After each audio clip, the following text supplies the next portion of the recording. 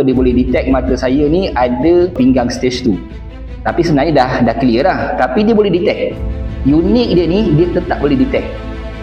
Saya pun terkejut, 2 kali dah memang betul. Assalamualaikum warahmatullahi taala wabarakatuh kepada semua alumni Raja Bekam. Ni saya nak kongsi sikit lah apa saya plan untuk jalankan kursus sklerologi.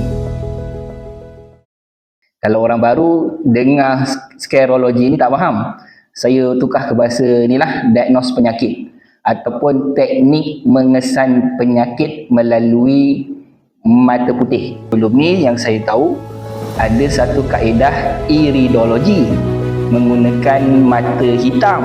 Mata hitam tu kita pula diagnos secara, dia bukan secara mata kasar, dia kena ambil pakai kamera khas yang harganya agak mahal lah, dululah 1000 lebih. Tak semua mampu sebab dia perlukan kamera yang khas lah. Kelebihan diagnos mata putih ni, tak perlu kamera yang khas, tak perlu kamera yang mahal-mahal. Cukup sekadar tengok dengan mata kepala kita boleh detect penyakit. Ini dah menarik kan, menjimatkan duit. Yang pertama, tak perlu beli kamera. Okey. Yang kedua, cukup sekadar menggunakan mata kepala kita. Sebab dia punya image tu lebih mudah dilihat berbanding dengan teknik diagnos penyakit melalui mata hitam ataupun iris. Iris tu mata hitam. Kalau sklerologi ni mata putih. Kenapa dia boleh detect penyakit tu lebih awal? Kalau dekat hospital ataupun ujian darah, dia biasanya akan detect stage 2, stage 3. Tapi dia ni sebelum sampai stage 2 dia dah detect dah. Inilah dia bagi tahu, ni kelebihan diagnos mata putih ni.